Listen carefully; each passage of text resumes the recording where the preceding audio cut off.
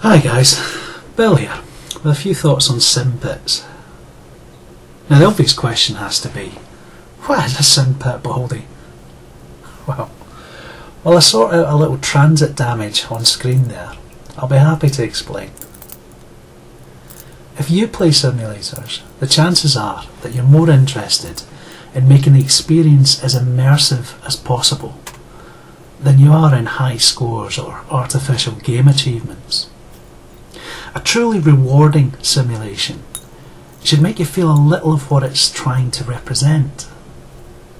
Now, if you want to go and shoot down 6 planes every flight, go find an arcade game. You know, World of Warplanes or some other dross should be right up your street. But if you want to sweat it out, if you want the challenge of nursing your damaged warbird home after breaking up a bomber formation, or if you want to safely fly a modern passenger jet, or even if you just want some practice in on your Cessna without having to fork out hundreds in running costs, well, simulation games are where it's at. The problem is that sitting at your PC desk isn't much like being in an aeroplane. The fantasy doesn't bear much resemblance to reality. But if your seat was lower, if your HOTAS fell naturally to hand, if your monitors surrounded you, well, that would get you a whole lot closer to the level of immersion that you're looking for. It's called a simulated or simulator cockpit, and there's some amazing examples out there. I've posted some links below. I always planned to build one, but time just isn't on my side. I work late and weekends are always busy, catching up with family life and family commitments. Now, I'm not complaining. I've got bills to pay and I love being with my family. But so far, the closest I've got to building a simpit is drilling a few holes in my office chair to mount my joystick to. Fanor, mount my joystick. Luckily for me and others in similar situations, there are a few wonderful companies out there that specialise in helping us make our dreams come true. The main customer base are racers, but the kit they produce can be easily modified for sim pilots to use as well.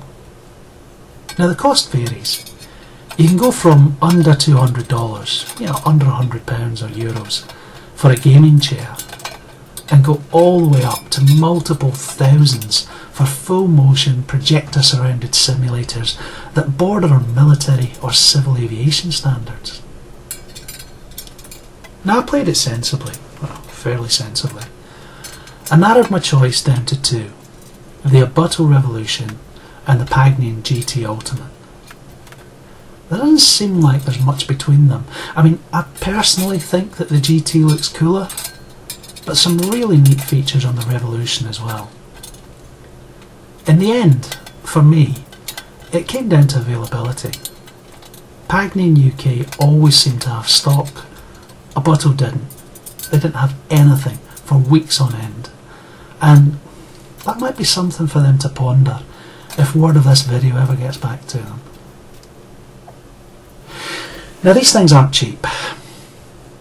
Mine, with a triple monitor stand and numerous flight sim fittings, came in at over £700. You could buy a couple of consoles for that, or a basic gaming PC.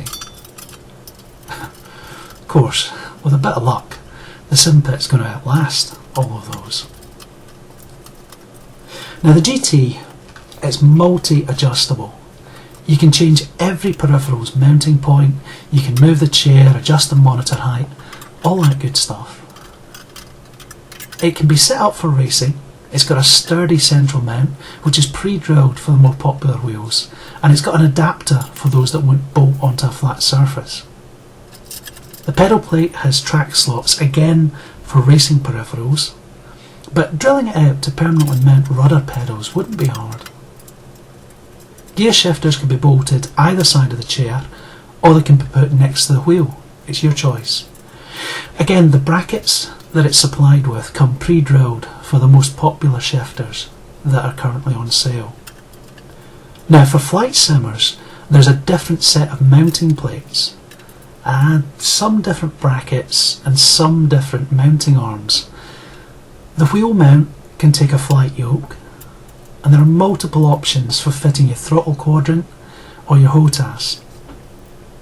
You can set up the HOTAS in a conventional position with a joystick between your legs, Fanar, or on either side of you, F16 style. And if that's your thing, you can even recline the seat and chase down a Satec X65. The plates, allegedly, are already drilled to mount one of those. Now, sadly, as good as the plates are, they're not quite big enough for my Rhino. Fanar. But I think I might get some acrylic anyway to permanently mount them and to sort out the aesthetics into the bargain. A little project for the future maybe. I'm still waiting on a gaming tabletop, the one item that was on my list that wasn't actually in stock, but I knew that before I ordered. Delivery was free and it was on time. I did have some questions, some of them while the kit was in transit. They were very quickly answered by Pagnian. Now they aim to reply to any query inside of 24 hours, and that's no mean feat. They're based in Australia and they're shipping a Chinese manufactured product worldwide. They've set the bar quite high for themselves. I really enjoyed putting it all together. The instructions were clear, the diagrams were very easy to follow, and they included some spare bolts and fasteners, just in case. I bought a rug off them. It's nicely sized to match the pit, and it's even marked up with the GT logo, very swish, to protect the laminate floor. I think it's a very worthwhile investment, and if you're married, I think you'll know why. There are some quality issues. The holes for the butt kicker and the joystick mounting arm just didn't line up, so I had to drill them out.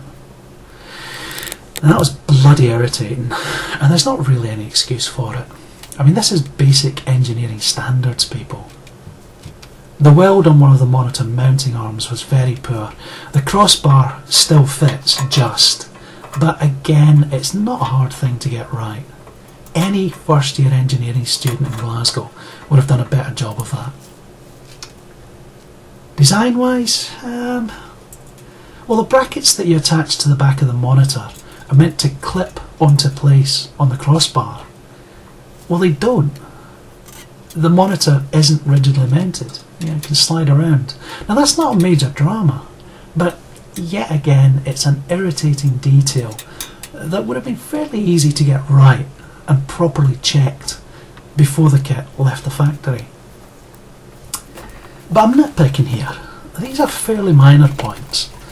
The pit itself is very sturdy once everything is bolted together. There's loads of spare attachments and they all come with decent quality extra bolts and fasteners. There are plastic end caps to hide unused mounting points. The chrome on it and the plastic coating is thick and it's highly polished, very glossy. I mean, it looks good, guys. It looks really good in the flesh. I think most importantly though, the level of immersion that I feel in my favourite games has just been cranked up to 10. It's fantastic.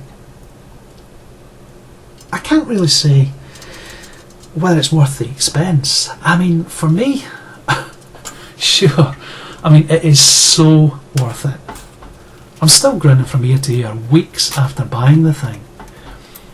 For someone else though, I think you've really got to like your Sims to buy one of these things. I mean, my son says it's just a chair and a monitor stand, and he's got a point. I've been dreaming about something like this since I was in high school, and if you have been too, then you'll know what this is worth. It's worth a lot more than they're charging. But if you don't, well, I don't know. There's always IKEA for your next office chair, Apologies for the poor quality of the video. The light levels were a real issue. It's just perks for finishing work after 8 in the evening. But it looks good in sunlight. I'll leave you a picture of that. If you've got any comments, if you've got any criticisms, and especially if you've got any questions, please feel free to leave them below. I'll try and answer any questions as quickly as I can. Possibly not quite as quick as Pagnian, mind, but I will try. Thanks very much for watching, guys. Laters.